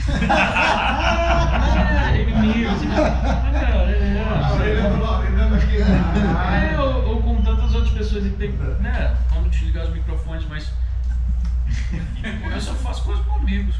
Ao vivo, né? Então, tem uma coisa que é essa objetiva que o Vitor falou. Era muito concreto e palpável. Você estava com aquelas pessoas, as pessoas queriam estar juntas. Elas iam para Guadalupe não é um lugar mais florido muito. Você ia para lá. Mais para Guadalupe, as pessoas iam para lá para ficar junto, para ficar lá no salão do Marcelo e tal, conversando, trocando ideias. E daquilo ali era uma possibilidade de pensar coisa, de ir na lona, de ir articular com a lona de Guadalupe para fazer um show e tal. E isso era muito palpável. A gente fala um pouco disso no documentário, né? O 3 e o 4, aí realmente o nome tributo era maior do que quem estava lá dentro. E aí as pessoas não tinham engajamento nenhum. Era assim, eu estou aqui para me aproveitar disso para alçar. Nós perdemos um pouco a essência, talvez. Isso, porque assim, não tinha... Porque quem não acompanhava, agora está vendo no filme, era que literalmente isso, que a coisa ela foi muito bem feita em um conjunto de coisas e que quem era de fora não tinha esse conhecimento do que aquilo ali era feito por aquelas pessoas que estavam ali. Então quando o cara vê aquilo ali, ele literalmente não entendia aquele mecanismo ali, da situação que, pô, eu tô aqui para agregar, né? Aí o cara chegava lá, pensava que ia ter show, que ia marcar show pra caramba, mas quem fazia isso, o Pâncio é só, por exemplo, a gente está falando do ontem e de hoje, né? O Pâncio é uma prova viva da situação que a cultura ela permanece, assim, da forma que é feita no passado e hoje. Desde 2000 o Pâncio lançou quantas coisas aí? Livro, Sigo por aí. Enfim, quem quiser comprar a vida. Detalhe, assim, justamente, mas é algo que ele não vive disso, mas faz isso porque de alguma forma é prazeroso para ele. Isso também é bacana. Da cultura, você não necessariamente, é claro que seria bacana viver da cultura, né? Mas eu não posso fazer cultura por prazer, entendeu? Como eu gosto de jogar meu futebol 2 vezes ou 3 vezes por semana, eu gosto de tocar, né? Mas às vezes quando fica mais velho, quando você tem filho, que você vai ficando mais, pô, caramba, fica mais difícil. Mas a cultura é uma forma de você gostar de fazer, prosperar, enfim. Agora, claro, se você linka a questão financeira com algo que você gosta, é o melhor dos mundos, né? Eu comparo a iniciativa que vocês tiveram como se fosse um manifesto. E um manifesto para criticar o que estava rolando lá, desde o nome que vocês explicaram lá, tributo ao inédito. E aí, trazendo para os dias de hoje, se você for ver, a gente até tem mais casa no Rio de Janeiro, falando da cena do Rio, tá? Palcos até alguns relativamente bons, mas você vê uma explosão de bandas covers. O cara que está num empreendimento desse, o cara não abre mão. Eu acho que pegou até por conta de tudo que veio acontecer desde então, ficou preguiçoso. Então o cara já não quer mais, quer apostar no certo, aí pega na parte econômica do país também, porque ele tem funcionário, essa confusão toda. E aí a pergunta, isso vocês falam, eu acho que foi até o Vital que falou das bandas covers no documentário, não me lembro. Mas o ponto é, hoje, vocês não acham que o tributo ao inédito se faz mega necessário? Vocês têm ideia de... É a pergunta que vale ouro, até por conta do horário que a gente está se aproximando. Vocês têm pensamento de alguma forma retomar, e aí sim, olhando para as plataformas que tem hoje, com muito mais aprendizado, até pelo quadro, né, que saiu, que vocês tiveram lá, aquela experiência na web, que vocês perceberam que não é só você colocar na web, tem que ter uma série de outras ações para fazer aquilo. Vocês têm... Eu acho que necessário, eu acho que é quase que unânime aqui de todos ter algum tributo ao inédito. Não necessariamente se a iniciativa vai ser de vocês ou não. Mas a pergunta, vocês gostariam, vocês pretendem... E aí? Vou falar rápido para fazer. Assim, eu não faria isso. São outros tempos, assim. Mas eu acho bacana que as pessoas... existe, por exemplo, eu conversando, conhecer esse espaço, um pouco que ele falou... Na nossa época, qual a possibilidade de ser isso? Então, assim, tem outras pessoas que podem estar fazendo isso. A gente está aqui só para contar a história, no meu caso, né? Não, é a mesma coisa. Eu acho que talvez seja uma diferença que eu estou a fim de contar um pouquinho mais essa história, mas eu também não sustento a ideia de seguir com esse empreendimento o tributo que nós conhecemos, até porque eu hoje não tenho nenhuma habilidade para circular nesse mundo, é outra coisa. O que eu acho que vale a pena é essa coisa da gente fazer da experiência algo comunicável. Eu acho que ainda tem muitas mais histórias para serem contadas. Tem muita coisa que a gente carrega aí que... Eu também acho. Eu acho que eles estão fazendo o nome do tributo inédito circular pra caramba e ainda dá para circular mais, tem muito mais histórias para contar e memórias para preservar.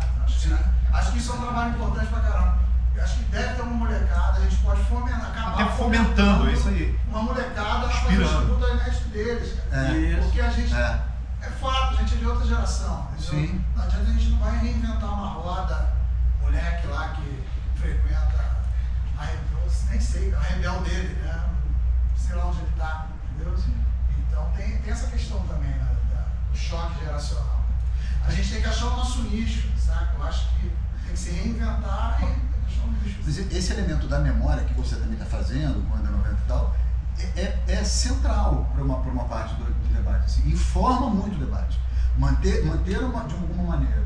Algumas plataformas onde as pessoas podem, de alguma maneira, né, dar uma assentada aí para dali fazer outras coisas, eu acho que é fundamental. Acho que contar essa história.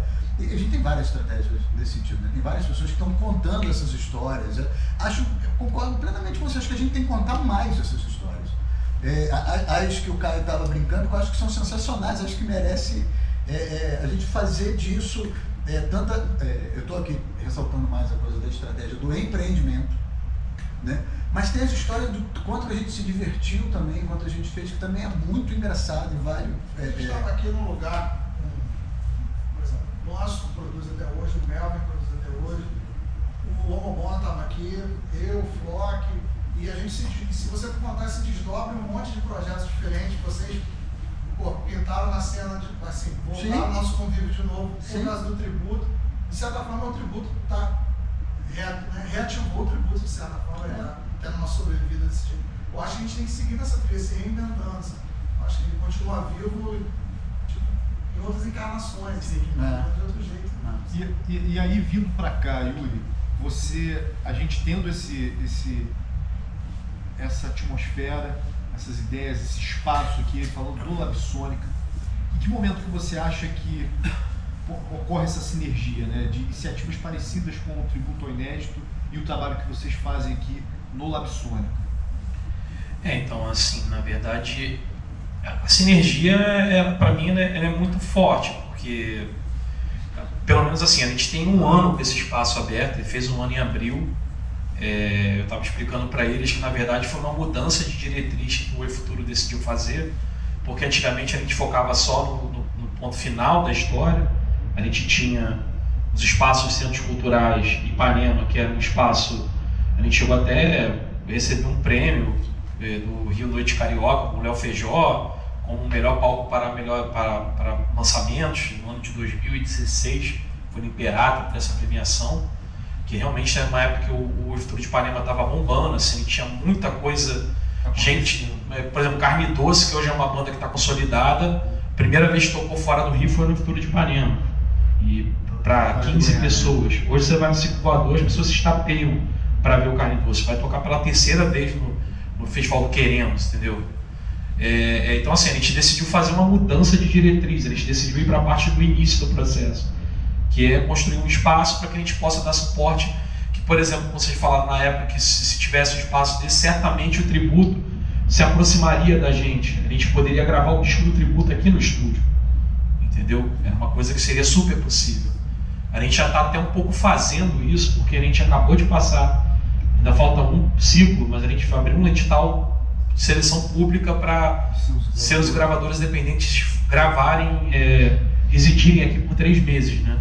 A gente já passou 2 selos aqui independentes, o Porangareté e o Garimpo Brasileiríssimos. E o Garimpo é uma coisa muito importante, assim, porque é uma migração, mais ou menos do que você está falando, assim, o Garimpo, não sei se vocês conhecem a página Brasileiríssimos do Facebook, uma página que tem muitos seguidores, aquela história que eu estava falando aqui, são 11 milhões de seguidores, Ana Vitória, Ana Muller, uma galera que vê vídeo pra caramba. E os caras decidiram montar um selo. Eles tá, tipo assim, hoje o que é mais comum é você ter o quê? O vídeo, a galera grava em casa. Não, o Brasileiríssimo montou o selo deles, porque eles entenderam que, cara, é importante a gente ter um selo para divulgar essa galera efetivamente. O Xi, que estava aqui embaixo hoje, o Marco Xi, é um cara que teve essa noção e criou, e a gente selecionou eles para fazer aqui. Então a gente gravou uma penca de artista que nunca entrou no estúdio, assim, meninas maravilhosas, assim, com vozes. Ele esteve aqui semana passada assistindo o final do ciclo deles, cheio pra caramba, e assim, garotas com vozes espetaculares, som muito consolidado, gente muito nova, que nunca entrou no estúdio. Então, assim, eu não tenho dúvida que essa energia é enorme, assim. Tanto que eu falei, eu estava esperando você falar assim, a gente está pensando em fazer. Eu falei, ó, eu já ia falar, ó, estamos com a porta aberta, vamos fazer aqui. A gente pode fazer pocket show do próximo tributo, fazer aqui no estúdio. Mas aí vocês não querem fazer, então aí... Não, mas peraí, mas tem um convite, assim... Tem um monte de gente aqui que tá sempre inventando. Não, então, é isso, assim, cara, a gente... É muito difícil a gente decidiu dar esse passo para trás, o Futuro sempre faz isso. Desde que eu entrei aqui, eu tô aqui há 6 anos, sempre é assim. A gente está com tudo consolidado, desfaz tudo, vamos fazer tudo de novo. A galera aqui é muito caótica nesse sentido. Mas é um caos maravilhoso, porque a gente tem a possibilidade de estar num espaço como esse e fazer as coisas para justamente... O nosso intuito com o Lab Sônica, que é um dos programas que habita esse espaço, que é o Lab Futuro, é cada vez mais se aproximar desses tipos de iniciativas que vocês tenham aí na cabeça de vocês e que a gente possa se aproximar e, cara, eu recebo muita coisa assim. Eu sempre tento conversar, assim, sempre tento, cara, vamos ver o que dá para fazer. Eu sempre falo para as pessoas ficarem atentas aos editais. A gente abriu esse de selos e gravadoras, onde a gente deve abrir uma próxima residência do próprio Lab Sônica, que deve ser focada no artista ou banda. Então, é uma coisa até que parecida agora com o pessoal da UBC está fazendo, que é o Impulso. A gente deve fazer uma coisa bem parecida. Então, é mais uma chance de um artista se inscrever e receber uma capacitação com estudo de qualidade e até mesmo ir além, que aquilo que eu falei, não basta gravar, o que você vai fazer com isso, esse novo ambiente, como é que as coisas podem circular. Eu acho que muito da experiência aqui, eu falei de você, porque a Tamborete, quando eu conversei, eu chamei o Lariu, que era um cara que era referência para mim para conversar, na Midsummer, para dar um norte para a gente quando a gente quis fazer esse edital. E aí a Tamborete, uma série de outras iniciativas, e principalmente a série que ele fez, que é o Por Trás do Disco, foi assim um divisor de águas para a gente aqui dentro entender que isso é importante, sim. O outro lado do disco. É o outro lado do disco, me corrigiu, tá certíssimo, o outro lado do disco. A gente entendeu que, cara, é importante, é legal você ter essas coisas que a tecnologia traz, mas o low-tech também faz isso acontecer. A fala dele, na reunião, quando ele falou do caso que o cara que começou a promover forró eletrônico no Nordeste, ele falou assim, cara, quando eu estive lá conversando com ele, que o cara fez toda essa cadeia de brega e de tecnobrega, esse cara começou lá no Ceará, em Fortaleza. Foi o cara que começou fazendo venda com carrinho de CD, velho. Um falante vendendo CD na praia. Ele montou um império, sabe? Hoje em dia o cara já não trabalha mais com isso, assim, ele já se aposentou, mas ele montou um império de técnico forró eletrônico. E o Lariu falou, cara, eu tenho uma gravadora que tem 30 anos esse ano, que faz shoegaze, só banda de shoegaze, banda de lo-fi, assim, tem nada a ver com aquela caralho lá, mas aquela experiência que o cara me mostrou, eu super podia aplicar para minha gravadora, fazer aquele tipo de venda. Então, assim, a gente acredita muito aqui dentro do Lab Sônica, nesse nosso processo de aceleração, que às vezes esse negócio de aceleração está bem batido, né? Mas é porque a gente tenta fazer isso. Eu acho que a gente pisa junto no pedal do acelerador. A gente sempre tenta entender que, assim, é importante ter essas vivências, ter essa experiência aqui, ver vocês contando essa história. Por que eu falei, quando estava mais cheio, eu achei legal o pessoal ter vindo para ver o filme. Eu queria que tivesse até mais cheio, que não é a nossa... não dá, é 50 pessoas, é um espaço que, mas ao mesmo tempo é legal porque a gente fica muito próximo, porque pra gente, a gente é focado na tecnologia, mas a tecnologia também é isso. É o fato do encontro, é o fato de você estar conversando, de você saber que o cara tem uma experiência que talvez, mesmo com a internet, essa experiência do selo que é de mão em mão possa funcionar também de um hibridismo disso com o que a gente tem hoje. Você vê o pessoal da Cinewave hoje, é uma gravadora digital espetacular, que eles se inspiram totalmente nessa galera assim, que já estava fazendo lá atrás, vocês, a Midsummer, totalmente a galera, não sei se vocês conhecem o pessoal da Cinewave, mas assim, com certeza, eu tive conversando com um cara que criou na Casa do Mancha, ele falou do Lariu, ele falou da astronauta, do Léo. Então, assim, os caras sabem que existe esse movimento e eles se apropriam disso até para promover a parte do digital deles, entendeu? E isso é totalmente importante para a gente, assim, sinergia total, assim, o que a gente prevê para o futuro é que a gente possa ter mais ligação com a galera que fez um tempo atrás, que, cara, não dá nem para falar que é passado, né, 2000, cara, mas é passado também, né, São aí já quase 20 anos. É um adulto já podendo dirigir alcoolizado e fazer besteira. Então, assim, eu acho que a sinergia é total. Esse espaço ele está dedicado para isso, entendeu?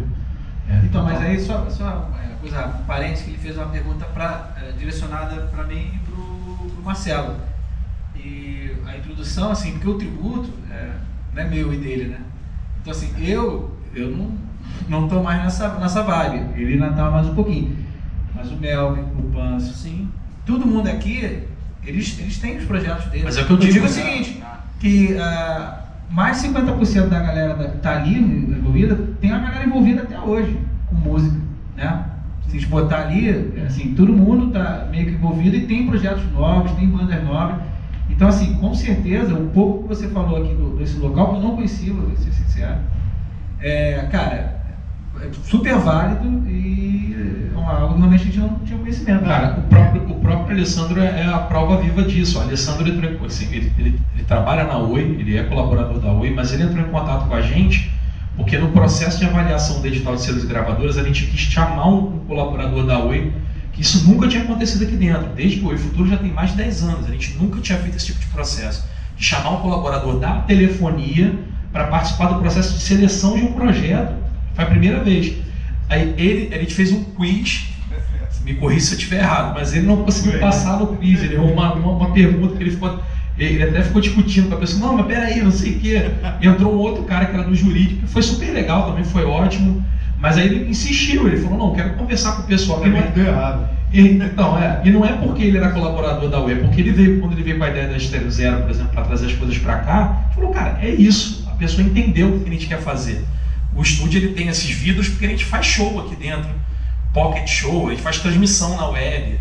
Então a gente está, ao mesmo tempo que a gente tem um encontro de pessoas, a gente também está trabalhando com a tecnologia para levar isso para as pessoas.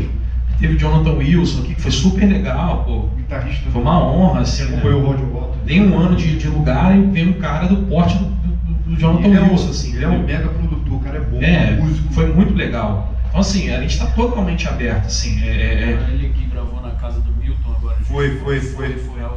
Quem foi mixar em Los Angeles é o mesmo cara que mixou meu disco novo. Olha aí. O Léo do Diesel. Olha aí, essa ferramenta. Não, ele é muito bom, ele é um músico de mão cheia. Mas então, assim, a gente está totalmente aberto. É óbvio que tem assim, uma vez eu estava recebendo o pessoal da até que a mulher fez uma analogia bem interessante. Você tem a maneira de fazer uma relação com a gente, o Rolls Royce, que é tipo assim, patrocinar o projeto em grana e pá. E tem a maneira, o Fusquinha, que vai subir, que a gente pode se unir e fazer aqui um negócio, cara. Você entra com o que você acha que é melhor para você, a gente te dá estrutura, vamos ver, enfim. Então tem essas duas possibilidades, mas as possibilidades sempre, elas estão abertas, assim, total. Não, e aí, entrando nesse ponto, e aí pro Panso, Mel, se quiser falar também, e aí ligado diretamente na cadeia produtiva da música, né? Fazer música. Há diferenças de geração, isso sempre vai existir, mas eu queria que vocês falassem assim, com a experiência de vocês, o que vocês observam hoje na garotada de coisas bacanas e que funcionavam, que funcionariam hoje em dia, e que os caras não têm? Curiosidade e tal, o que vocês identificam?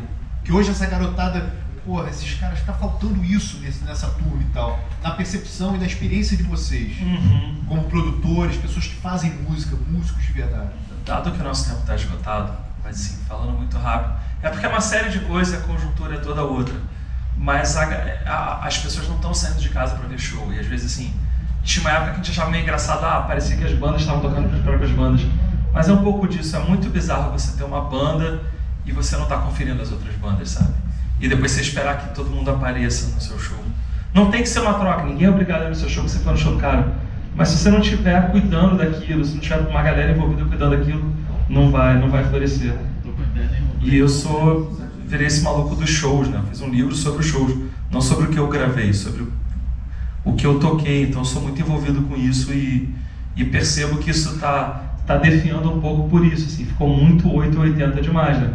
Tanto que a gente perdeu todos os espaços que eram de médio porte, o ballroom, e esse não é o maior problema. O maior problema é que hoje em dia sobrou a Rebel, que cabe em 80, e os Smoke Lounge, que cabem 80, e as bandas que estão conseguindo levar 80 pessoas, sabe? E a gente, sei lá, levava 300 no garagem, ou não todo dia, mas não tá na rua, a gente conseguia fazer. Então, o problema é que tudo encolheu, eu acho que começa daí. Se não começar com os caras das bandas, não tem como começar. Né? E aí depois vai mais longe, né? Pô, tenta caprichar sempre no show, não toca 3 da manhã, tenta ver se o amplo não tá queimado, sabe? Se for 3 bandas, não toca 1h15. Enfim, eu quase botei isso no livro, assim, pô, tudo que eu vi acontecer 500 vezes. Mas também não tô aqui para ensinar. Não tô com nenhuma ideia para pensar. Não, eu sou meio lento com essas coisas. Responde agora. Só deram água pro Panso hoje também, não? Daqui a 1 hora eu ia pensar melhor. Não, eu fiz a pergunta e eu tenho algo a acrescentar. Eu acho que uma das coisas mais legais e a gente sente falta disso, isso impacta diretamente nesses shows, na galera que não vai, eu acho que é um pouco até mais uma vez, o Rio Novo Rock foi ultimamente uma das coisas mais recentes aí que teve, que era uma iniciativa do caramba. Todo mundo ia lá, eu acho que era quarta-feira ou terça-feira, uma quarta-feira, e a galera ia. E eles ficaram assim o quê? 3 anos, 2 anos, mas eles fizeram uma coisa que eu acho que é o que está faltando hoje também, principalmente para quem está no seu espaço, que é a formação de público. A gente teve um gap por conta da falta de espaço, lá que vocês comentaram, nas rádios, nos palcos. A gente perdeu durante muito tempo aqui no Rio de Janeiro uma rádio rock num dial, ficamos muito tempo. Isso foi se gerando um gap que somando, o público se perdeu. Então, na minha opinião, eu acho que falta rock, a falta de música diferente. Exatamente, assim. O rock é muito limitador, mas é uma coisa diferente, assim, ampla. Que é o que tinha nesse movimento eram várias bandas diferentes, você tinha espectros de músicas totalmente diferentes, talvez tinha uma linha que era similar que o rock, mas tinha um cara Zumbi do Mato e ao mesmo tempo o Jason, que, cara, o Zumbi do Mato era um caos, assim, é uma música caótica, não é todo mundo que vai curtir aquilo ali, entendeu? Tem gente que não consegue entender, que não assimila, porque não tá com o olhar cristalizado, não consegue enxergar que existe aquele tipo de som e que ele também pode ser escutado, assim, né? Não é só...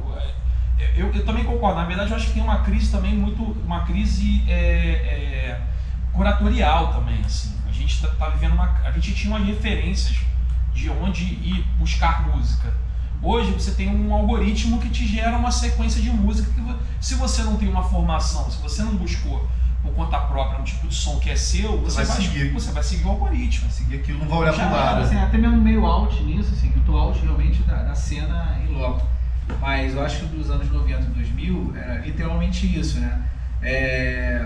Ele tinha os segmentos mais no início, mas depois ele meio que acabou e se desconstruiu, né? Tipo, justamente Zumbi tocava com bandas de metal, e as bandas de metal começaram a tocar com... Brazoca, cara. Mas eu acho que hoje está voltando isso novamente dos nichos, né? Tá cada vez ficando mais nicho. Aí isso eu vejo por onde? Por Facebook, Instagram, assim. Não tem uma coisa como tinha lá no Bangu, nos eventos que tinha Vug, Los Hermanos e os Homens abrindo o Jason. Então assim, eu não vejo. O Elvo que está aí mais nativo aí também, a galera aí. Tá acontecendo isso mesmo? Não, eu acho que segmentando de novo. O Carbona, né, que é a minha história quase paralela a tudo isso, Carbona são 21 anos e 21 anos tocando com banda de punk rock.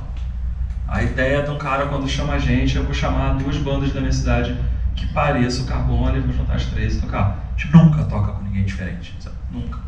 É um desespero, cara. E assim, eu vinha dessa história toda e o Carbona nunca misturou. O máximo foi uma Loud com a MCs HC e Los Hermanos. Tipo... Isso é ruim, mas também ao mesmo tempo é bom, né? Porque eu encontrei com o Henrique, estava com foto desse. Encontrei com o Henrique um dia desse no Alfa, né? Passou por lá. Ele falou que esses últimos tempos de vocês tem feito shows legais com gente, viajado. Tem. Foram alguns, mas também porque estava reprimido, né? A gente estava de 5 anos sem sair do Rio. Eu acho que o nicho ajuda. Tá? Ajuda, dá uma fortalecida, mas é só ele, sabe? Isso eu acho meio... sei lá. Num cenário onde a gente tem poucas, né, experimentações, talvez você misturar, você incentive a ter mais. Exatamente. É por isso que eu acho que é legal. Por fim, eu acho que o problema não é da geração de hoje. Isso eu acho que é culpar a garotada de uma coisa, poxa, que vem lá de trás. Eu acho que também é uma soma de fatores. Uma delas é realmente a galera que está produzindo ter mais ação e trabalhar muito por conta desses gaps que se construíram. Pelo contrário, eu acho que a galera é muito ávida. Eles estão querendo. Quando você vai conversar com aqui, por exemplo, tem um menino, tem uma galera, eu tô com 34, tem gente aqui que está na equipe que tem 21 anos. Quando eu mostro pro cara uma coisa tipo Mr. Bumble da vida, o cara dá um sacode assim e fala, caraca, que bagulho doido. Eu falei, então, escuta isso aqui. Você vê que a galera a galera quer receber a parada, entendeu? Só que, ao mesmo tempo, assim, é o que eu falo, é diferente. Mas eu acho que existe eles estão ávidos por ouvir coisas diferentes. Eu acho que se tem acesso, tem como mostrar, eles vão escutar e vão assimilar e vão querer, entendeu? Ver coisas diferentes. Bacana. Vamos uma última pergunta e aí eu só abro aqui pra gente encerrar. Claro. Por favor. Em 2001, eu fiquei à frente lá do 911, Bento Ribeiro. A ideia do evento no início era criticado, mas também depois todo mundo, pô, que bacana. 911 Bento Ribeiro. Era uma casa, um quartozinho, o cara, o dono lá deixou mais, botou uma conta aí. Aí eu botava as bandas pra tocar. Como é que eu fazia? Uma banda de cada estilo, eram 3 por noite, e uma banda de cada região. Nunca tinha uma banda, só as bandas de Bento Ribeiro, só as bandas de Bangu. Era uma da Zona Oeste, uma da Baixada, outra de Niterói, e uma de cada estilo diferente. Então era metal, punk, parada mais blues, era uma porra louca do caramba. Só que todo mundo se conhecia os sons, o cara de São Gonçalo levava o cara de Bangu para tocar lá em Niterói. E isso, eu vi um resultado disso depois. Até hoje as pessoas perguntam, pô, Mike, por que você não volta para 911? O cara nem mora mais lá, mas eu sou lembrado por isso que tenho maior orgulho. Só vou falar mais uma coisinha. Tem a Parada Barreto, tu sabe, né, um pequeno selo. Eu tenho 2 inspirações. Uma é o Calanca lá da Baratos Afins, a outra é o Panso. Eu nunca falei isso pra ele. Olha aí. Falei isso pra Dervan lá na PLP FM, lá com o primeiro destino da parede que saiu. Eu falei que você foi inspiração, mas agora eu tô falando pessoalmente. Aproveitando, Panso, o que você está aprontando hoje em dia? A gente vai com cada um aqui de vocês pra gente dar uma encerrada. Eu acabei de lançar o meu disco, que saiu em cassete. Lancei um fanzine novo, o design do Flocker. Estou envolvido ali no vinil do Pinheads, que saiu pela Nova Thunder. Tá, Ótimo projeto, por sinal, para quem não conhece. Minha parte. Tem algum aí para mostrar? Tem. Me traz um aqui, por favor, porque estão gravando. Depois a gente vai pegar a autorização se pode divulgar ou não, ouvido. Claro que vai. Pode. Eu já estou Deixa eu mostrar aqui. A Raina tá no YouTube. E essa é a primeira campanha, né? Vale lembrar. Sim, já tem Qual é que a ser próxima? engatilhado. A primeira mão, o Dash. Já fazer o compacto do Dash. Muito A banda que bonitinho. tinha Formigão, Simone. Quem ainda não comprou, pode comprar ainda. Agora. Como esse senhor aqui. Essa são deles. Mas continua, aí você tá... O Pinhead saiu, estou envolvido no Dash, que vai sair agora. Saiu o cassete ontem, do Elta de Florianópolis. Eu lancei a primeira vez um livro que não é meu, um cara de Jaraguá do Sul, tá aí também, Cadaveric Hotel, um ponto de terror. Ótimo.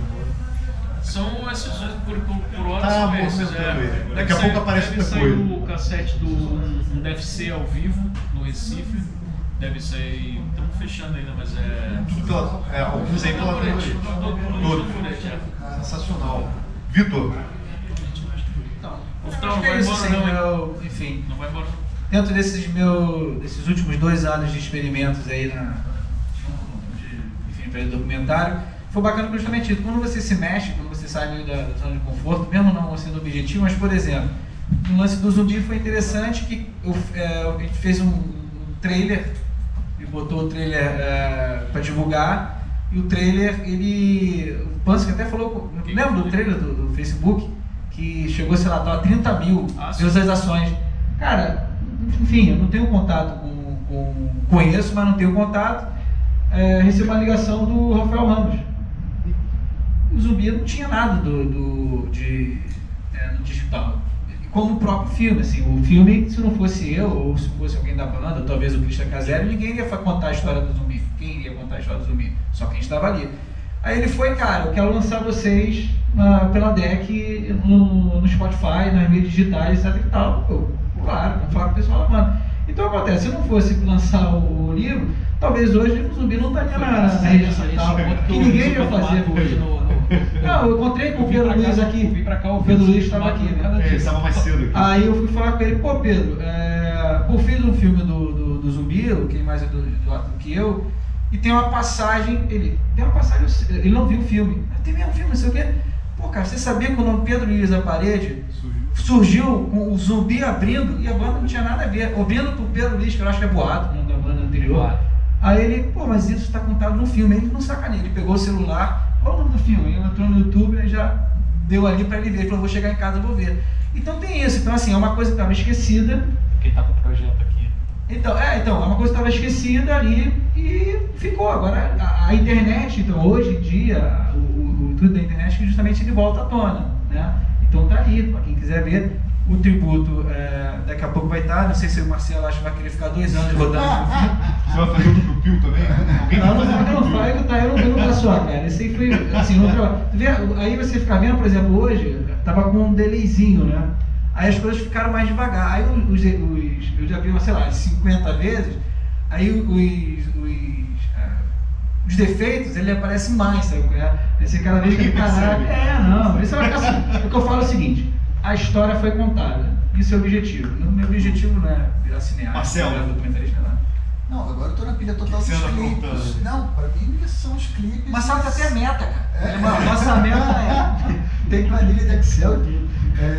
É isso, eu tô na pilha dos clipes, de fazer pelo menos esses 3 clipes, das 3 músicas originais.